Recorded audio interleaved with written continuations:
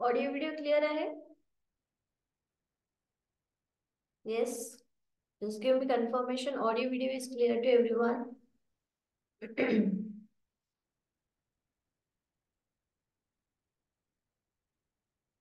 Sanjeevni, is my voice clear and video is visible?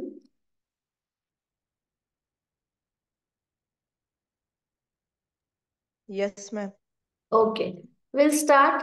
Slowly people will join and I will share the recorded session also. ठीक आहे. So firstly आज आपण macro इकॉनॉमिक्सचा marathon घेणार आहोत. Marathon मध्ये काही questions घेणार आहोत आणि क्वेश्चन्स आपल्याला खूप हेल्पफुल ठरतील. ठीक आहे. जे आपण बघितलेलं आहे ऑलरेडी मॅक्रो इकॉनॉमिक्स मध्ये त्याच्यावरती काही क्वेश्चन्स आहेत. फर्स्ट क्वेश्चन आहे determination of income, output, and employment is the core issue of dash dash. Simple question आहे फर्स्ट वाला. काय कसला क्वेश्चन आहे की उत्पन्न, उत्पादन आणि रोजगाराचं निर्धारण हा कशाचा मुद्दा आहे किंवा हा कशाचा पार्ट आहे. तर ऑप्शन्स जे आहेत micro economics, macro economics, both A and B and none of this. म्हणजे सूक्ष्म अर्थशास्त्र, समग्र अर्थशास्त्र, ए बी दोन्ही आणि वरीलपैकी काही नाही. त्याचं करेक्ट आन्सर काय यायला पाहिजे? त्याचं correct answer option B. Okay. Now next other people mute yourself. ठीक है. Now next the simple model of income determination in short run model. Short run model मध्ये अल्पावधीच्या काळामध्ये उत्पन्न निश्चित करण्याचं एक सिंपल मॉडेल आहे. त्या मॉडेलला काय म्हटलं जातं? ऑप्शन आहेत Keynesian model, Hector model, Planck model, row model. And correct answer is Keynesian model. ठीक आहे. केन्सच्या मॉडेलनुसार आउटपुट एंड डिटर्मिनेशन थेअरी मध्ये केन्सियन मॉडेलनुसार काय होतं? इन्कम डिटर्मिनेशन हे शॉर्ट रन साठी केलं जातं किंवा इन्कम जे आहे ते प्रत्येक व्यक्तीचं शॉर्ट रन मध्ये चेंज होत राहतं. अशा पद्धतीने हे केन्स मॉडेल मध्ये आपल्याला सांगितलेलं आहे. तो शॉर्ट रन मध्ये इन्कम चेंज होतं हे आपण केन्सियन मॉडेल मध्ये बघतो. ठीक आहे. डायरेक्ट क्वेश्चन विचारलेला आहे केन्सियन मॉडेल वरचा. ठीक आहे. सेकंड क्वेश्चन झाला. नेक्स्ट क्वेश्चन आहे केन्सियन थेरी वॉज डेव्हलप्ड इन. आता हा केन्सियन थेरी मध्ये काय सांगितलेलं आहे हे तुमचं एक प्रिपेअर झाला क्वेश्चन की केन्सियन थेरी मध्ये शॉर्ट रन मधल्या इन्कम बद्दल इन्फॉर्मेशन झालेली आहे. इन्फॉर्मेशन म्हणजे शॉर्ट रन मध्ये इन्कम कसे चेंज होतात किंवा डिटरमाइन होतात याच्याबद्दल केन्सियन थेरी मध्ये सांगितलं. आणि केन्सियन थेरी डेव्हलप कधी झाली हा नेक्स्ट क्वेश्चन आहे. केन्सियन सिद्धांत डॅश डॅश मध्ये विकसित झाला. ऑप्शन्स आहेत 1939, 1940, 1935, 1936. and the correct answer is option D 1936. ठीक आहे. 1936 मध्ये केन्सियन सिद्धांत विकसित झालेला आहे. केन्सियन सिद्धांत रिलेटेड टू व्हॉट? केन्सियन सिद्धांत कोणता? कशाशी? उत्पादनाशी रिलेटेड. ठीक आहे. आउटपुटशी रिलेटेड. पुढचा प्रश्न आहे according to Keynesian theory income and output in an economy depends upon. कशावरती डिपेंड असते इन्कम केन्सियन थेरीनुसार इन्कम आणि आउटपुट? Option A aggregate demand, aggregate supply, both A and B, none of this. Keynesian सिद्धांतानुसार अर्थव्यवस्थेतील उत्पन्न आणि उत्पादन यावर अवलंबून असते. कशावरती अवलंबून असतं? एकूण मागणी, एकूण पुरवठा, ए बी दोन्ही आणि वरीलपैकी काहीही नाही. तो सुरुवातीचे काही क्वेश्चन ज्याच्यामध्ये ऑलरेडी मार्क आहे आन्सर त्याच्यामध्ये मी तुम्हाला विचारत नाही म्हणून मी डायरेक्टली ते क्वेश्चन घेते. नंतरच्या काही क्वेश्चन्स मध्ये तुम्ही ते आन्सर देऊ शकता. ठीक आहे. तर याचं करेक्ट आन्सर आहे option C both A and B. Income हे तुमच्या डिमांड वरती डिपेंड आहे. म्हणजे कसं इन्कम आणि आउटपुट या ज्या गोष्टी आहेत त्या केन्सियन थेअरीनुसार या दोन गोष्टींवरती डिपेंड आहे. कशा पद्धतीने डिपेंड असेल मला सांगा. ऍग्रीगेट डिमांड म्हणजे काय? एकूण मागणी. आणि ऍग्रीगेट सप्लाय म्हणजे एकूण पुरवठा इथे आपल्याला दिसतोय. तर एकूण मागणी ही कधी होईल? जेव्हा व्यक्तीचं इन्कम वाढलेलं असेल त्यावेळेस किंवा इन्कम कमी असेल त्यावेळेस डिमांड कशी असणार आहे? कमी असणार आहे. म्हणजे एकूण मागणीवरून तुम्हाला व्यक्तीचं किंवा पर्टिक्युलर इकॉनॉमीचं इन्कम कसं आहे हे तुम्हाला लक्षात येतं. तसंच ऍग्रीगेट सप्लाय म्हणजे काय? आउटपुट आउटपुट म्हणजे काय, प्रोडक्शन जे आहे तुमचं ते तुमच्या सप्लायवरून, ऍग्रीगेट सप्लायवरून लक्ष देतं. म्हणून केन्सियन थेअरीनुसार या दोन्ही गोष्टी, या दोन्ही इन्कम आणि आउटपुट या दोन्ही गोष्टी या दोन्हीवरती अवलंबून असतात, ए अँड बी. ठीक आहे. पुढचा प्रश्न आहे, dash dash is the total amount of goods and services demanded in an economy. आता वस्तू आणि सेवांची एकूण रक्कम किंवा एकूण संख्या म्हणजे काय? तर याच्यामध्ये बघा, डॅश डॅश ही अर्थव्यवस्थेत मागणी केलेल्या वस्तू आणि सेवांची एकूण रक्कम आहे. ऑप्शन आहे individuals demand, aggregate demand, actual demand, all of this. So याचा करेक्ट आन्सर आहे ऑप्शन बी, ऍग्रीगेट डिमांड, एकूण मागणी. का म्हटलं जातं एकूण मागणी? कारण आपण ऍग्रीगेट डिमांड म्हणजे काय बघितलं होतं, सम ऑफ ऑल इंडिव्हिज्युअल्स. ठीक आहे, वैयक्तिक, सगळ्या वैयक्तिक इन्कमचं, सॉरी, सगळ्या वैयक्तिक व्यक्तींच्या मागणीची बेरीज म्हणजे एकूण मागणी होय. ठीक आहे, एकूण मागणी काय एकट्या माणसाची किंवा दोन माणसांची असणार नाहीये. तर इकॉनॉमीमध्ये जेवढे पण लोक आहेत आणि वस्तू आणि सेवांची मागणी करतायत, त्याला एकत्रितपणे कॅल्क्युलेट करून ऍग्रीगेट डिमांड असं म्हटलं जातं. ठीक आहे, एकूण मागणी असं म्हटलं जातं. लक्षात येत आहे? पुढचा प्रश्न आहे, aggregate demand is, aggregate demand ही कशाशी रिलेटेड आहे? ऍग्रीगेट डिमांड म्हणजे डिझायर्ड आहे, प्लॅन आहे, इंटेंडेड आहे की ऑल ऑफ द अबोव. एकूण मागणी म्हणजे इच्छित आहे, नियोजित आहे, हेतू आहे की वरील सर्व आहे. आता याला आपण वरील सर्व हे आन्सर देतोय, कारण पूर्ण इकॉनॉमीची डिझायर असते की ऍग्रीगेट डिमांड ही चांगली असावी, किंवा ऍग्रीगेट डिमांड कॅल्क्युलेट करणं म्हणजेच काय, त्यांचं इन्कम चेक करणं व्यक्तीचं. त्यामुळे प्रत्येकाची डिझायर असू शकते. ऍग्रीगेट डिमांड प्लॅन असू शकतं. जर एखाद्या इकॉनॉमीने ठरवलं की या वर्षी आपल्याला एवढं उत्पादन करायचं आहे, एवढं सप्लाय करायचं आहे, आणि त्यामुळे त्या वस्तूंसाठी डिमांड तयार करायची असेल, तर त्यासाठी वेगवेगळ्या स्कीम वगैरे प्लॅन केलेल्या जातात, आणि त्याला मग आपण प्लॅन ऍग्रीगेट डिमांड असं म्हणतो. आणि इंटेंडेड म्हणजे ऑब्व्हियसली कुठलीही वस्तू तुम्ही तयार करता त्याच्यामध्ये काहीतरी हेतू असणार आहे. एक तर तुमची इकॉनॉमी डेव्हलप व्हावी, किंवा इकॉनॉमी मधलं प्रोडक्शन, मागणी, पुरवठा या ऍक्टिव्हिटीज ज्या आहेत त्या वाढाव्या या हेतूने, किंवा याच्यापेक्षा आणखीन काही गव्हर्नमेंटचे हेतू असतील त्या हेतूने प्रोडक्शन किंवा ऍग्रीगेट डिमांड जी आहे ती ठरवली जाते. ठरवली जाते म्हणजे ज्या ठरवलेल्या नंबरवरती आहे त्याच नंबरवरती ही ऍग्रीगेट डिमांड होत नाही, पण शक्यतो ती मॅक्झिमम व्हावी यासाठी प्रयत्न करतात, हेतू ठेवतात. ठीक आहे, त्यामुळे इथे वरील सर्व हे करेक्ट आन्सर आहे. पुढचा प्रश्न आहे, group of buyers in an economy includes, अर्थव्यवस्थेतील खरेदीदारांचा गटाचा समावेश कशात होतो? घरगुती आणि कंपन्यांमध्ये. ठीक आहे, सरकार, परदेशी खरेदीदार, वरील सर्व. तर वस्तू आणि सेवांचा group of buyers in economy includes म्हणजे वस्तू ज्या खरेदी करणार आहेत, तर त्यांच्यामध्ये कशा कशाचा समावेश होतो, कोणत्या कोणत्या गोष्टी किंवा कोण कोण बायर्स असू शकतात इकॉनॉमीमध्ये. हाऊसहोल्ड आणि फर्म्स सुद्धा असू शकतात खरेदीमध्ये. म्हणजे काय की एखादी वस्तू जर तुम्ही तयार केली तर ती वस्तू खरेदीदार, पर्याय दिसत आहेत?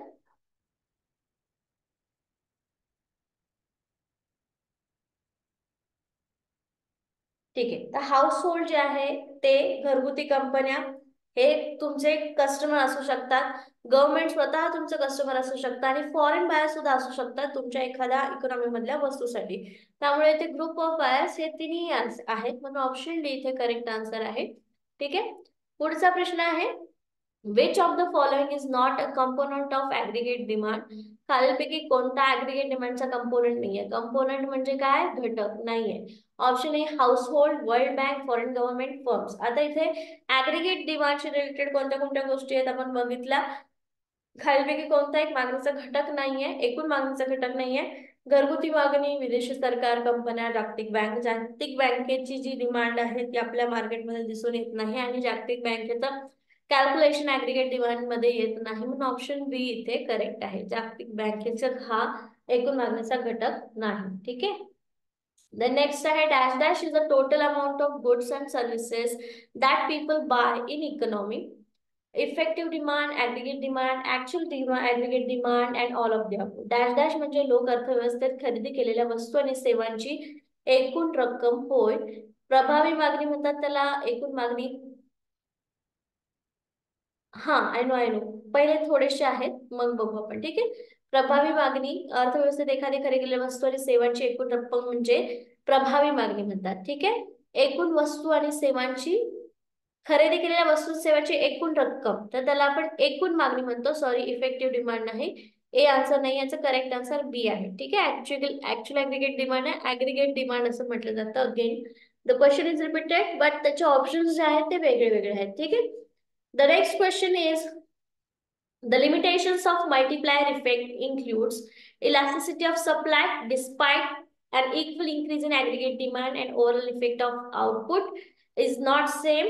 Time lag, that is when the initial investment will be made and when the full effect of multiplier will be felt. आता आपला जो part, both A and B, D none of they, गुणक प्रभावाच्या मर्यादेमध्ये हे समाविष्ट आहे. काय समाविष्ट आहे गुणकामध्ये? गुणक काय असतो? मल्टिप्लायर काय सांगतो आपल्याला? Anyone remembers?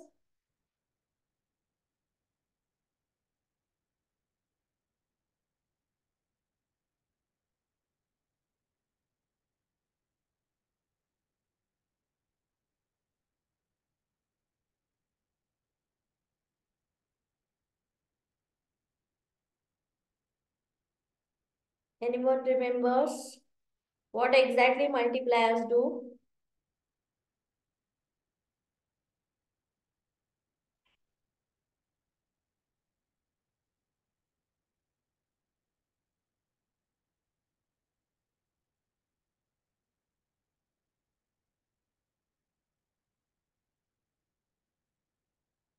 ठीक आहे.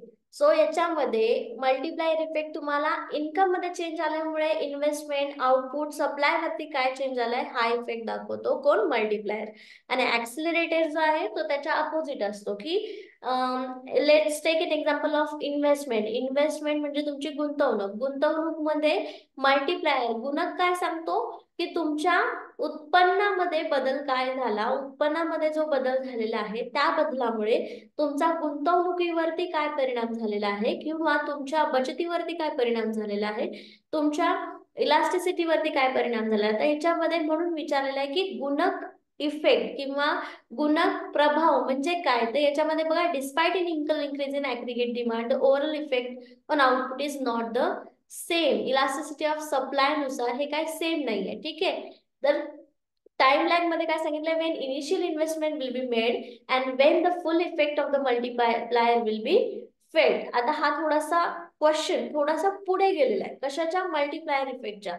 मल्टिप्लायर इफेक्ट आणि ऍक्सिलरेटेड इफेक्ट हे दोन कन्सेप्ट तुमच्या क्लिअर असणं गरजेचं आहे. ह्याच्यामध्ये लक्षात ठेवा की मल्टिप्लायर इफेक्ट म्हणजे काय, की इन्कमच्या चेंजमुळे तुमच्या बाकीच्या गोष्टींमध्ये काय चेंज झाला, आणि ऍक्सिलरेटर म्हणजे काय, तर तुमच्या बाकीच्या गोष्टींमध्ये इन्कम वरती काय फरक झाला, इन्कम वाढलंय, कमी झालंय, तेवढंच राहिलंय, या गोष्टी आहेत. आणि इथं लिमिटेशन्स विचारले. लिमिटेशन्स म्हणजे काय, मर्यादा काय आहेत या मल्टिप्लायर वरती.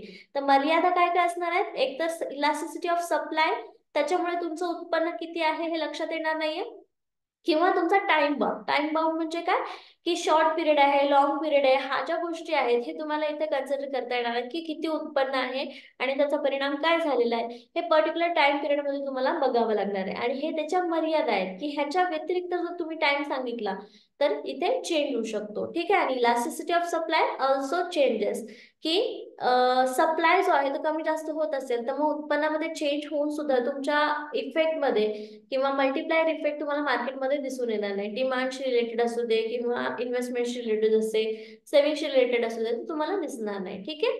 दिस is multiplier effect and accelerated effect. Okay, now the next question. आता इथे क्वेश्चन दिसणार नाही तुम्हाला, पण तुम्ही ट्राय करायचा आन्सर द्यायचं. Which of the following statement is inconsistent with Say's law. खालीलपैकी कोणते विधान सेज लॉशी विसंगत आहे, ठीक आहे. Say's law, the economy has flexible wages and prices. The economy's level of investment solely depends on the level of income.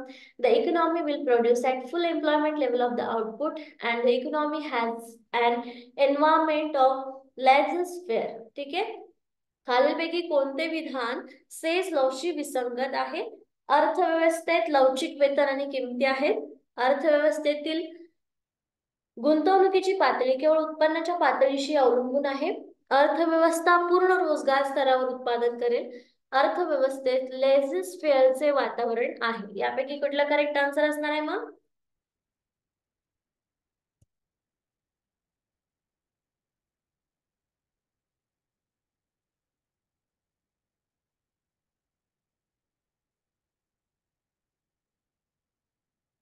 The economy will produce at full employment level of output. हे इनकन्सिस्टंट विसंगत इथे काय आहे?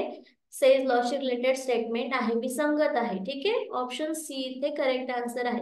बाकीच्या गोष्टी ठीक आहे. सेजचा main basic जो लॉ आहे तो काय आहे की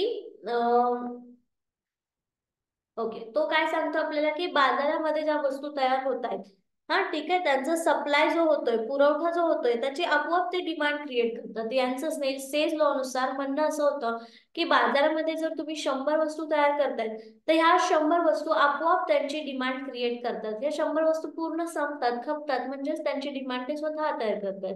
आणि त्याच्याशी रिलेटेड मग अर्थव्यवस्थेत वेतन किंवा वेजेस हे कसे असतात? फ्लेक्झिबल असू शकतात, किंवा इन्व्हेस्टमेंट जी आहे ती पूर्णपणे इन्कम लेवल वरती डिपेंड आहे.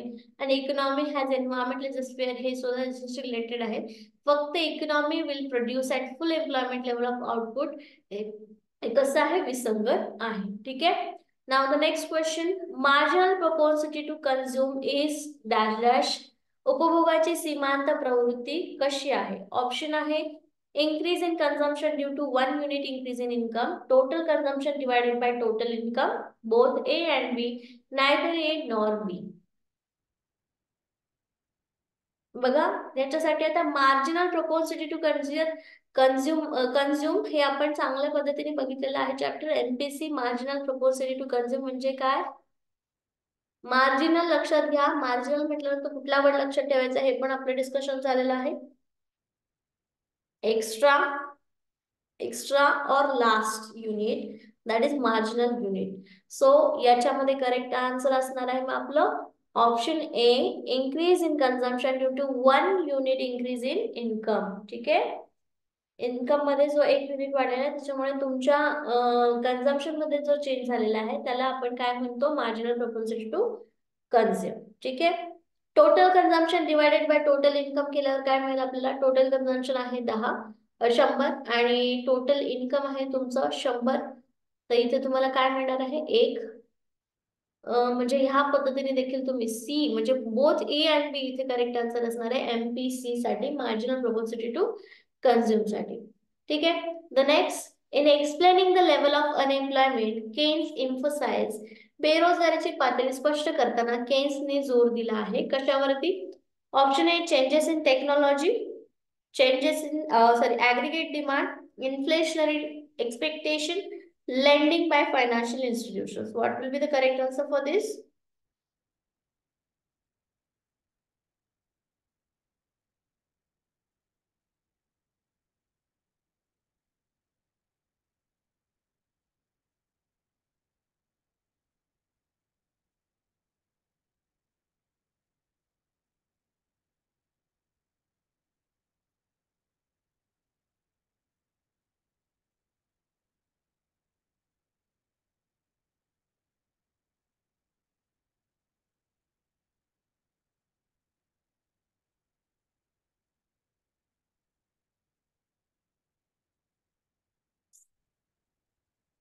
So its correct answer is aggregate demand. ठीक है, level of unemployment tends to emphasize on aggregate demand, total output ज्या गोष्टी आहेत त्या aggregate demand शी रिलेटेड आहेत आणि या गोष्टीवरून बेरोजगारीची पातळी स्पष्ट करताना aggregate demand वरती केन्सने काय केलेलं आहे? जोर दिलेला आहे.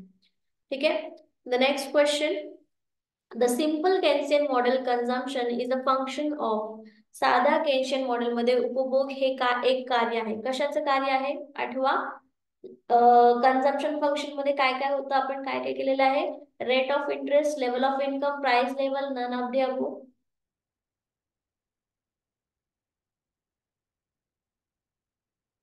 What will be the correct answer for this?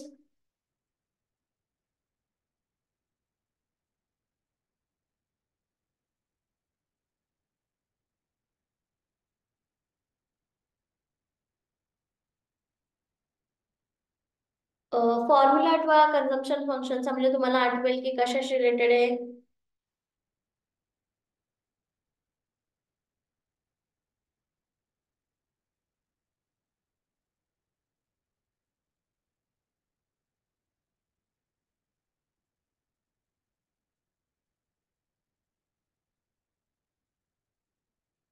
Consumption function हे रिलेटेड आहे लेवल ऑफ इन्कम. ठीक आहे, का असं कन्फ्युज होत आहे? लेवल ऑफ इन्कमशी रिलेटेड आहे ना कंजम्पशन. कंजम्पशन फंक्शन तुम्हाला कशा काय दाखवतं की खर्च आणि इन्कम. ठीक आहे, खर्च आणि उत्पन्न या दोघांमधलं रिलेशन तुम्हाला दाखवतं. ठीक आहे, उपभोग कार्य तुम्हाला काय दाखवतं? या दोघांमधलं रिलेशन दाखवतं, खर्च आणि उत्पन्न. की उत्पन्नामध्ये बदल झाल्यामुळे खर्चामध्ये काय बदल होतोय, उत्पन्न जसं जसं वाढत जातं तसं तसं तुमचा खर्च पण वाढत जातो. पण एका लेवलला उत्पन्न वाढलं तरी खर्च तुमचा वाढत नाही आणि मग तिथे तुमची सेव्हिंग होते. पण याचं correct answer option B, level of income, उत्पन्नाची पातळी. ठीक आहे, पुढचा प्रश्न आहे, an increase in consumption at any given level of income will lead to. उत्पन्नाच्या कोणत्याही स्तरावर वापरात वाढ होईल कधी? हायर ॲग्रीगेट डिमांड होईल, an increase in export, fall in taxation revenue, decrease in import spending. उच्च एकूण मागणी, निर्यातीत वाढ, कर आकारणी, महसुलात घट किंवा आयात खर्चात घट. काय होईल याच्यामुळे? उत्पन्नाच्या कोणत्याही स्तरात जर वाढ झाली तर?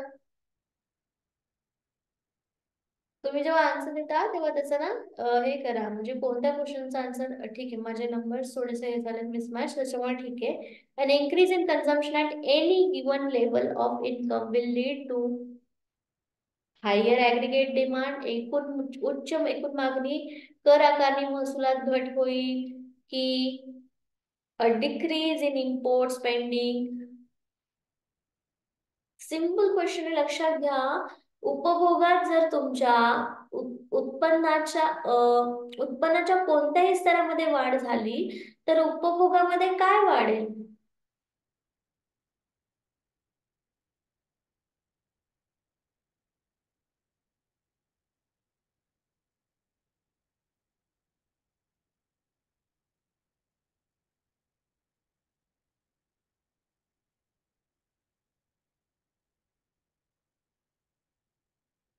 ओके, तर इथे बघा,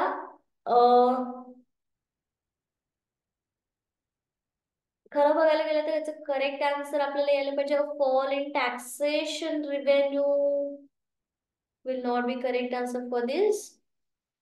डिमांड वाढेल, व्हेरी गुड. कारण काय होईल, जेव्हा तुमचं इन्कम वाढेल त्यावेळेस तुमचा उपभोग पण वाढेल ना, त्यामुळे तिथे हायर ॲग्रीगेट डिमांड, एकूण उच्च मागणी तिथे कशी होणार आहे? वाढणार आहे. ठीक आहे, पुढचा प्रश्न आहे, lower interest rate are likely to. कमी व्याजदर होण्याची शक्यता काय करते? Decrease consumption, increase cost of borrowing, encourage saving, encourage borrowing and spending. व्याजदर कमी झाला तर काय, कशाला प्रेरणा मिळते किंवा कशाला प्रोत्साहन मिळतं? वापर कमी करा म्हणून, की कर्ज घेण्याची किंमत वाढते, की बचत करण्यात प्रोत्साहित होते, की कर्ज आणि खर्च वाढवते? काय होतं कमी व्याजदर झालं की? सिंपल क्वेश्चन आहे.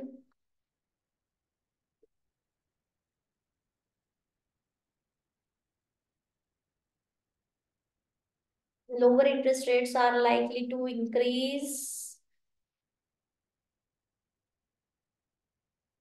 खर्च आणि कर्ज वाढवेल ना. इंटरेस्ट रेट जर कमी झाला, आपण काय बघितलं होतं, इंटरेस्ट रेट जर कमी झाला तर लोक व्याज व्याज घेतात, सॉरी कर्ज घेतात, बॉरोविंग्स त्यांचे वाढवतात, कर्ज वाढवतात आणि खर्च वाढतो. ठीक आहे, म्हणजे डिमांड पण वाढणार आहे जर कमी व्याजदर झालं तर. याच्या अपोजिट जर व्याजदर वाढलं तर तुमचे कर्ज घेणं कमी होईल, खर्च पण कमी होईल आणि ऍग्रीगेट डिमांड सुद्धा कमी होईल. ठीक आहे, असे इंटरेस्ट रेटचं हे होतो. व्हाईस वर्सा, म्हणजे कमी झालं की डिमांड हे होणार, कमी होणार, सॉरी वाढणार, आणि जर इंटरेस्ट रेट वाढला तर डिमांड तुमची कमी होणार. ठीक आहे, अजून एक question, the marginal propensity to consume is equal to. उपभोगाची किरकोळ प्रवृत्ती कशाशी समान आहे, किंवा हे म्हणजे मार्जिनल प्रोपॉसिटी टू कन्झ्युमचा आणखीन एक फॉर्म्युला कोणता असू शकतो? Option A, total spending divided by total consumption, total consumption divided by total income, change in consumption divided by change in income, change in consumption divided by change in saving.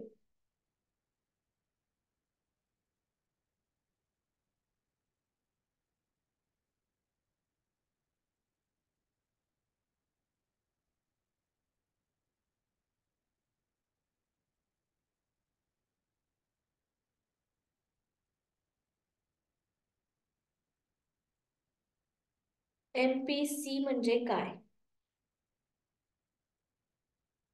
Very good. याचा correct answer बरोबर दिलेला आहे तुम्ही Manisha. Change in consumption in change in income म्हणजे marginal प्रपोर्सिटी to consume होय. MPC जर तुम्हाला काढायचं असेल तर याच्यामध्ये तुम्हाला change in consumption divided by change in income या फॉर्म्युल्याने आन्सर म्हणजे या हे दोन्हीचा आन्सर जे असणार आहे ते कसं असणार आहे, इक्वल असणार आहे. ठीक आहे. Okay. The next question is an increase in investment is caused by गुंतवणुकीत वाढ कशामुळे होऊ शकते? Option a lower interest rate, expectation of lower national income, a decrease in marginal propensity to consume, an increase in withdrawal.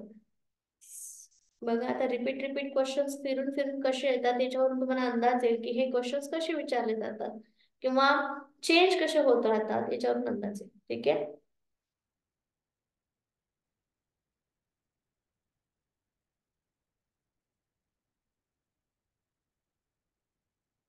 Very good. Correct answer is option a lower interest rates. कमी व्याजदर हे गुंतवणुकीमध्ये वाढ करण्याचं reason आहे. ठीक आहे. Which of the following are not characteristics of Keynesian consumption? Keynesian कन्झम्पशनचं खालीलपैकी कोणतं उपभोग कार्याचं वैशिष्ट्य नाहीये हे सांगायचं आहे. Option A the main influence on consumption in short run is current disposable income. अल्पावधीत उपभोगावर मुख्य प्रभाव म्हणजे सध्याचे डिस्पोजेबल उत्पन्न. The marginal propensity to consume is less than 1 आणि the average propensity to consume decrease and income decrease. The average propensity to consume increases as income increases. उपभोगाची किरकोळ प्रवृत्ती एकापेक्षा कमी असेल आहे किंवा उत्पन्न वाढल्याने उपभोग घेण्याची सरासरी प्रवृत्ती कमी होते.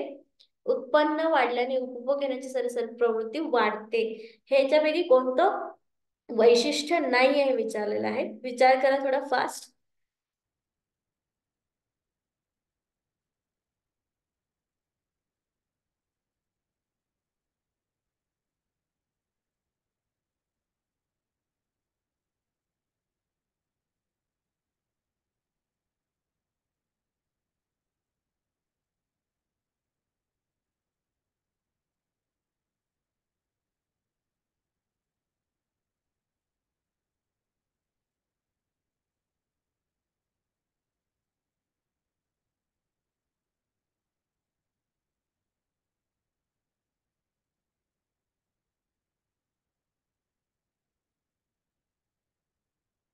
What will be the correct answer?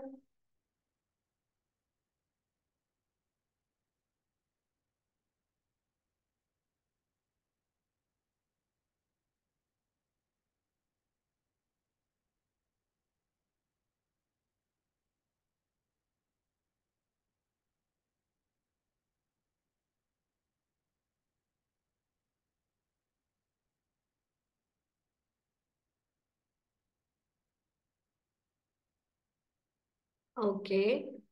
Now the correct answer is the average propensity to consume increase as income increases. तुमची जी प्रोपॉन्सिटी आहे कंझ्युम करण्याची ही इन्कम इन्क्रीज झाल्यावरती इन्क्रीज होते.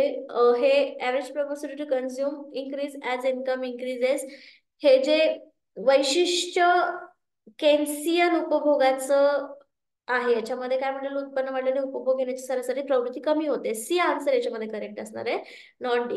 हे बरोबर आहे. जर तुमचे कन्झम्पशन वाढणार कधी जेव्हा तुमचं इन्कम वाढणार आहे म्हणून डी ऑप्शन इथे करेक्ट आहे. इथे सी आन्सर जे आहे ते कसं आहे कमी चूक आहे. If an increase in investment leads to bigger increase in national income. गुंतवणुकीत वाढ झाल्यास राष्ट्रीय उत्पन्नात मोठी वाढ होते. ते याला काय म्हणतात? ऍक्सेलरेटर, ऍग्रीगेट डिमांड, मॉनिटरिझम, मल्टिप्लायर. आता मी मल्टिप्लायर इफेक्ट म्हणजे काय किंवा गुणक म्हणजे काय हे सांगितलंय आणि प्रवेग म्हणजे पण सांगितलेलं आहे. तर हे जे एक्झाम्पल आहे की गुंतवणुकीत वाढ झाल्यामुळे उत्पन्नात वाढ झाली, हे ऍक्सिलरेटर आहे की मल्टिप्लायर आहे तुम्ही सांगायचंय. फास्ट सांगा.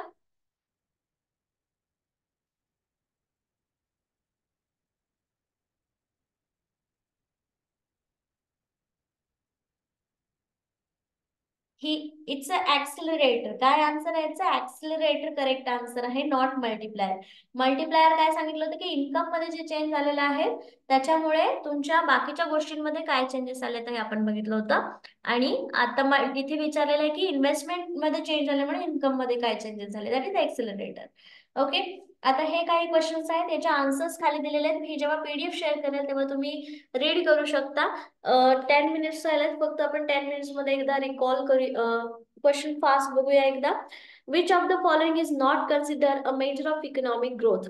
खालीलपैकी कोणत्या आर्थिक वाढीचे मोजमाप मानले जात नाही? Option A gross domestic product, gross national product, consumer price index, net national product. So याचा करेक्ट आन्सर इथे दिलेला आहे कन्झ्युमर प्राइस इंडेक्स, CPI. हा फक्त तुम्हाला कन्झ्युमरची प्राइस काय असेल, कशी डिसाइड केली जाते हे सांगतो.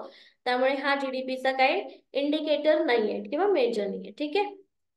Okay, the next question. The term stagflation refers to stagflation ह्या शब्दाचा संदर्भ कशाशी आहे? High inflation, high employment occurring simultaneously, low inflation, low employment occurring simultaneously, high inflation and low employment occurring simultaneously, low inflation and high employment unemployment occurring simultaneously.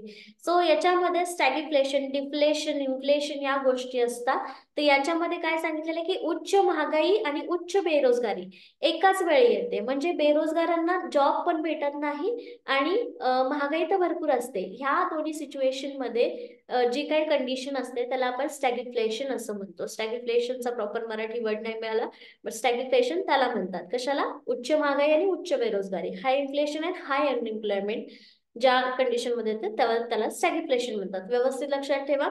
Which of the following is an example of expansionary fiscal policy? खालीलपैकी कोणते विस्तारात्मक वित्तीय धोरणाचे उदाहरण आहेत? विस्तारात्मक वित्तीय धोरण म्हणजे काय की ज्याच्यामध्ये तुम्हाला मनी जो आहे मार्केटमध्ये वाढवायचा आहे. तर यापैकी कोणती पॉलिसी जर तुम्ही लावली तर गव्हर्नमेंट तर तुमच्या मार्केटमध्ये पैसे जास्त येतील. एक तर आहे डिक्रीजिंग गव्हर्नमेंट स्पेंडिंग, सरकारी खर्चात घट केली तर. टॅक्सेस वाढवले तर decreasing interest rate, increasing government spending. तर याच्यामध्ये इन्क्रीजिंग गव्हर्नमेंट स्पेंडिंग म्हणजे सरकारी खर्चात वाढ केली तर लोकांकडे काय होईल, पैसे जमा होतील किंवा त्यांना इन्कम सोर्स अवेलेबल होईल आणि बरोबर त्यांच्याकडे मग पैसे येतील. ठीक आहे. द नेक्स्ट आहे the Solow growth model and increase in saving rate leads to. Solow growth model नुसार बचत दर वाढल्यामुळे पुढील गोष्टी होतात. काय होतं? Temporary increase in output per capita, a permanent increase in output per capita, a decreasing output per capita, no change in output per capita. And the correct answer is B, a permanent increase in output per capita. Right. दरोडे उत्पन्नात कायमस्वरूपी वाढ हे याचं correct answer आहे की दरोडे उत्पन्नामध्ये कायमस्वरूपी वाढ होते बचत वाढली तर. ठीक आहे. त्याच्यानंतर नेक्स्ट आहे the unemployment rate is calculated as dash dash. बेरोजगारीचा दर कसा मोजला जातो? त्याचा फॉर्म्युला काय आहे? Number of employed individuals divided by the total population, the number of unemployed individuals divided by the labour force, the number of employed individuals divided by the total population, the number of employed individuals divided by the labor force. And the correct answer is बेरोजगार व्यक्तींची संख्या श्रमशक्तीने विभाजित केली तर. ठीक आहे. Number of unemployed individuals divided by the labour force, किती लोक सध्या काम करतायत, किती लोकांची श्रमशक्ती लागते आणि किती लोक अनएम्प्लॉयड आहेत, ह्याला जर आपण डिवाइड केलं तर आपल्याला अनएम्प्लॉयमेंट रेट मिळतो. ठीक आहे. Then the next question, which of the following is true about the multiplier effect? गुणक प्रभावाबद्दल खालीलपैकी कोणते सत्य आहे? मल्टिप्लायर इफेक्ट मला लक्षात आता ह्याच्यापेक्षा याच्याशी रिलेटेड कोणतं करेक्ट आन्सर आहे बघा. It only applies to change in government spending. हे फक्त सरकारी खर्चातील बदलांना लागू होते. It refers to the total impact of initial change in spending on the economy. It is always greater than 1.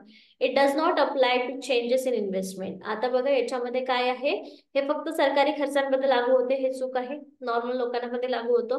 त्याच्यानंतर हे ते नेहमी एकपेक्षा मोठा असेलच असं नाही. गुणक प्रभाव नेहमी एकपेक्षा मोठा असेल हे असेलच असं नाही. गुंतवणुकीतील बदलांना लागू होत नाही हे पण चुकीचं आहे, लागू होतो.